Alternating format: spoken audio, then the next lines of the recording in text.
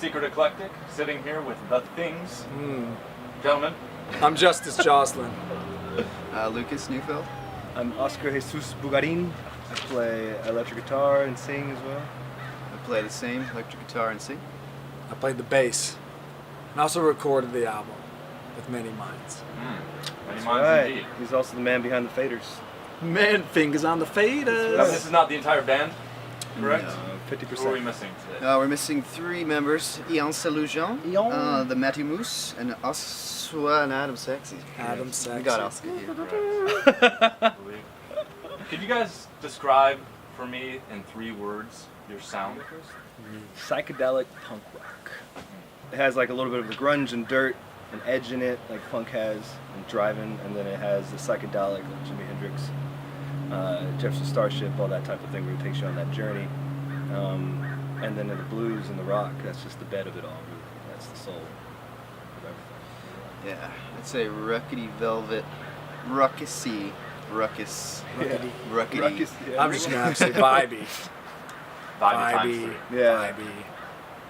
Since you guys said a little bit more, with a little bit of oomph. And just kind of Vibey, vibey oomph. I like yeah, it. yeah. A lot of Well, tell me, and Lucas, I'll direct this question to you. What could you say is the most exciting thing about your new album, Vicarious Catharsis? The most exciting thing for me is for people that listen to the album to potentially feel some sort of catharsis from it.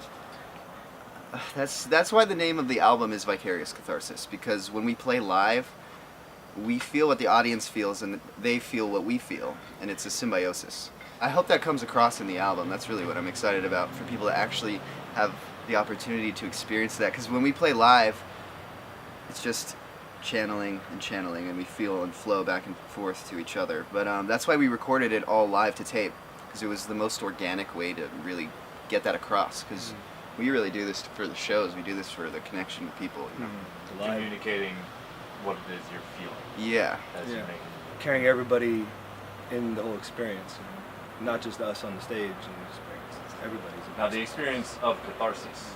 Well, yeah, as Lucas, as you said, you recorded the album on tape, most of it during live sessions. How and why did you guys decide to do this? Is it a love for vintage that drove this decision, or did it have to do more with the sound texture? We want to know more about that. Well, it started with an obsession that I passed on to this guy over here. You brought a tape machine to me. And the rest is history. Yeah. And inside that tape machine, it forced surrendering, it forced improv, it forced honesty. And I really liked how it captured honesty at the collective level. Musically, we would just get in the room and record the entire, sometimes first moment of interaction. Some people that we've recorded, I guess.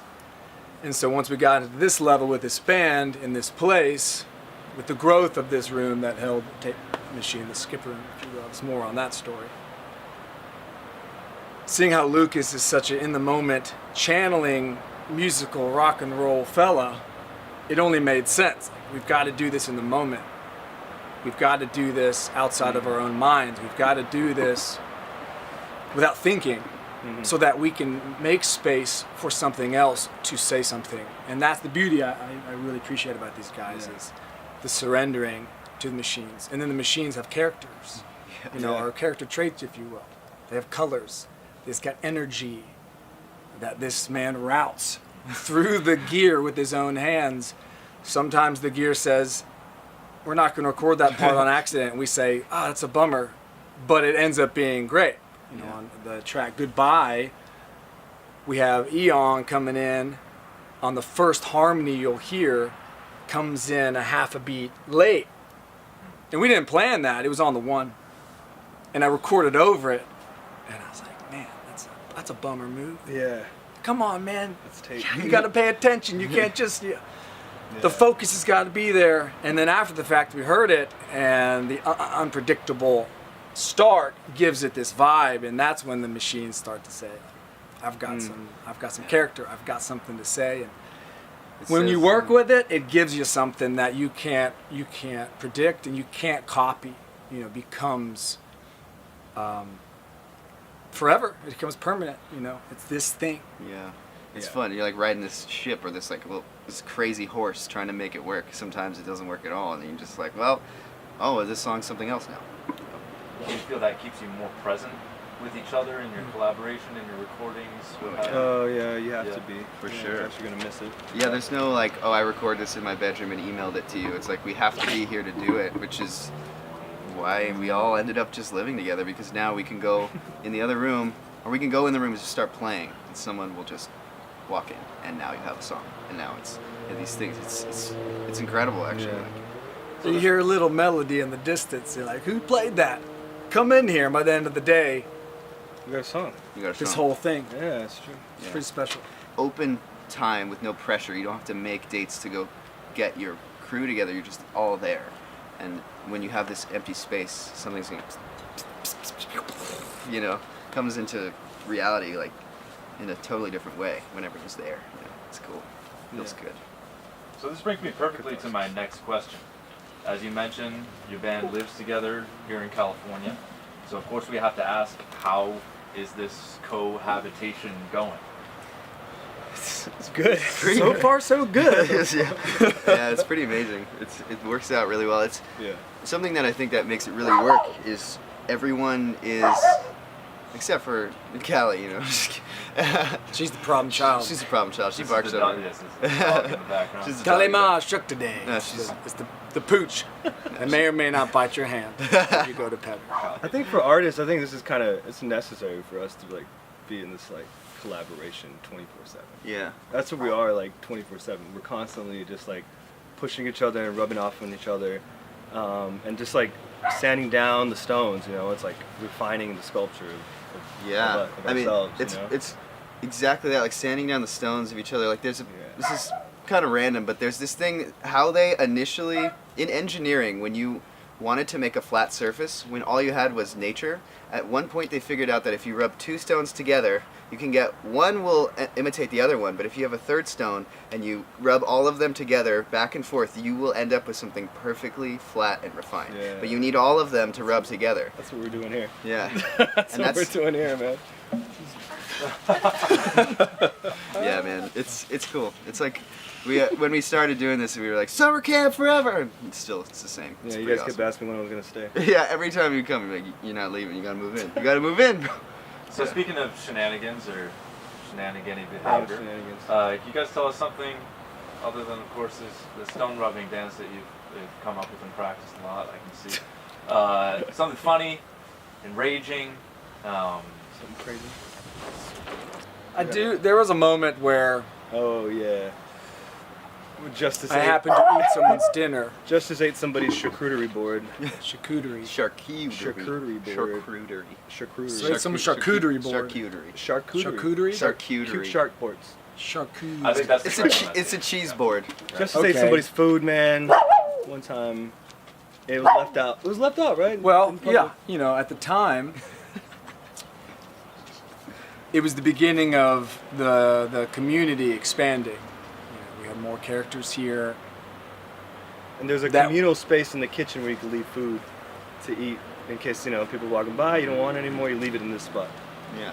And we would, that was kind of practice, and we got used to it. We make some food, we leave it here, like Oscar said. And then I happened to get back from a long, adventure job, travel. I'm not exactly sure at the moment.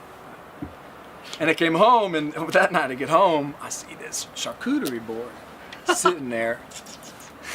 Yeah, dude, I'm looking around, felt like a mouse, looking around for some snacks, and I can't eat that. I don't know whose it is. Is it community? Is it not? Should I ask? I don't know.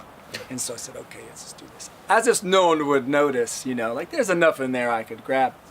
So just real quickly, man, evidence gone. Let's just ignore it and go outside. And I was hanging out with everybody, catching everybody up, and somebody comes out, very frustrated. Who ate my dinner, man? Who ate the cheese?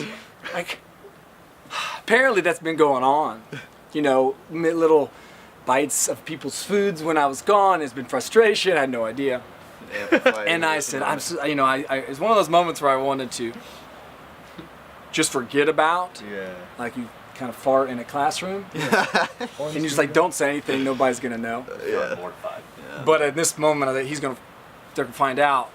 just by asking everybody, I'm going to have to say it's me. So I told him it's me. It was all right. It resolved, okay. That's the darkest thing that's ever happened here. Yeah, that's about it. So that's a pretty good sign. So tell me, guys, what would be, because you've got this amazing community here. You guys have done some performances here, am I correct? Yeah, we have shows here. We had a birthday party for our friend Jeremy. It was, yeah. Moon festivals. David Hasselhoff came and shot the bow with Matty Moose. Nice. It was pretty awesome. But what I really want to do is to build a community. What we all want to do is just to expand our community. And it's not that we have fans; it's that we have friends. You know, we have this whole. It's more and more and more, and we get to build properties and have more festivals, and we just improve life to the extent at which people can live more free and happily and express themselves. And you know, it's like it's cool. So with all of this in mind, what would be your ideal venue? Mine is my favorite, and the stages and festivals that come are my favorite. Yeah. But if we were going to step outside of this beautiful world of ours, the first name that comes to my head is Red Raucous, just because the natural element, Same. I Most believe, definitely. for me. The rocks. I would like to vicariously catharsis. Vicariously I want to catharsis. vicarious I want to catharsis go all over catharsis that. at Red. Wow. Yeah. I'd say Red Rocks for sure. That'd be sweet.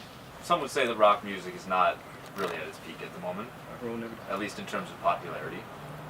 Do you guys think it can manage to bounce back soon? I If think so, so. how do you see that happening? I mean, I think it already is. To be honest, it's, You know, I think we have to ask ourselves, what is rock and roll? You know, is it now it's a genre, potentially, but there's this pop rock, there's blues rock, there's John Mayer's sob rock, that I'm super excited about, as everybody else probably is too. I see rock and roll, as I look in the past and I listen to a lot of these records, and it feels very, honest and warm and dynamic, but also a collective movement of people, friends, trying out new ideas, going in a different direction than everything else, trying something else, finding the community to do this with. Inside of that community records, this person playing on this record, there wasn't really any black and white. It was whatever we could think, whatever we can think, whatever we can dream. Let's do this together. And musically, let's create new sound, and let's vibrate different. You know, let's move towards the future it's like in a way that is new. Yeah. I mean, it's like a sonic exploration. Like we, as a community, are exploring constantly. And when we play together, we barely rehearse sometimes, and we just explore together, and that's what makes it really cathartic. So I've heard you guys say the phrase, talking about how you intend to live rock and roll, not just play. That's essentially what you're talking about, no? When I mean, you guys work? That's what we're doing here, right? Yeah, I mean, we live inside of it. This is what we do. This is what we love. We're not going to go spend our lives doing something we don't want to do. I mean, when you got to do that, at a certain point you got to do what you got to do, but it should be for your end goal of living your best life and becoming your greatest version. You know, we have one life, and it's very easy now to spend most of it staring through a screen, and you know, we have a responsibility to stand up and share our time with people and make art, make our own flow and express ourselves to help people, to inspire people. Like I always being human, man. Yeah. I mean, I think the world right now is actually headed in this very human, organic movement, and rock and roll fits into that so well. And we're all of us rock and rollers are building our communities like this and putting on our own festivals and being self-sustainable. And that's also another movement that's happening in this world right now, self-sustainability. Yeah. And this group right here just recorded a home analog record. Yeah. Like hasn't really happened like that in a long time. Yeah, we and got all it's the in a whole parts. new way, new people, new songs, new characters, Yeah. and we're headed into the organic, into the human, into the next evolution of it. Yeah. I'm sitting in the garden right now. Absolutely. Yeah, one of the things I love most about you guys is how open you are about your inspirations, what organically motivates you. Can you tell me a bit about, between everything you've listened to in the previous year, do you have an artist or an album specifically that you single out as being something? I would an say, ultimate I don't know if inspiration? this didn't come out in the last year, but it's something I've been listening to. Is the soundtrack from the movie Trip by Electric Flag. Okay. It's got something that, because it's always been Dark Side of the Moon for me was my favorite album, but this has something very, very similar to that, and it's always in my headphones lately. So what I'm thinking is the E.T. soundtrack.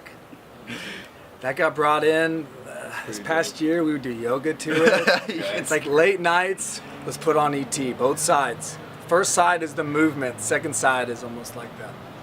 Just lay down and just take it. Yeah. And now it's pretty special. That's that vintage. Haven't done it. inspiration. Just try it out. I John love Williams, that. man. freaking We've sound. been, for me, I've been listening to a lot of Taj Mahal. You know, like that's an artist. I grew up listening to a lot of blues, and so I kind of just put on like Honeybee or something, or Loving My Baby Eyes, and put it on a Spotify radio playlist. And there's just endless amount of blues that just comes out of that, you know. So listening to all that, I guess I've been diving back into that. Yeah. Sounds that all era. about right. Yeah, yeah. But have you thought about what you would be doing if not making music? Probably be doing something else. Fair. That'll be something else. Maybe more specific. Sure. There's a lot of things that would go in place, I guess, for this lifestyle, but traveling quite a bit. Setting up camp, surfing quite a bit, snowboarding quite a bit, finding myself on long hikes, just disappearing into nature. I probably would be a non-commissioned officer in the United States Army still, actually. If it wasn't for going back to music again, I'd still be in the Army, active duty, trying to be a warrant officer and fly helicopters. Yeah, for real. Aviation and stuff. Still be shifting gears and drinking beers. Shifting beers and drinking gears, Oscar. Yeah, I feel like, I would probably be more onto like, I like to invent ideas and things, and I'd probably at this point be trying to chase this idea I have for propulsion technology. Let's not tell the world what that is. Yeah, maybe sounds like a good Secret. secret. Now, Lucas, I'll give you one more Makes chance sense. if you got 3 words, because I think we had like 5 or 6 before. Okay. Have you distilled at all? Yeah? Yeah. 3 words. 3 words. 3 words for your sound. I would say velvety, I would say raucous, and I would say vibey. Well, I think that was a little bit of theft. Response. I got one more. Oh yeah, you got it. He'll help you out. You got something. We got some. I think it's a little bit of rain, a little bit of thunder, and lightning. Don't forget the wind. Elemental. Don't forget the Don't wind. forget the dirt. That's Eon. Don't That's forget the Eon. He's trees. the wind. Don't forget. Well, thank the you guys so much. It's been an absolute pleasure to sit down and talk with you. Thanks for the questions. Yeah, we want to shout out Alex for having us on this interview. Thank you, Alex. Thank you for having us with you for Secret Eclectic. Yes, thank you. Thank you. Cheers. Cheers. Cheers. To you. Be safe.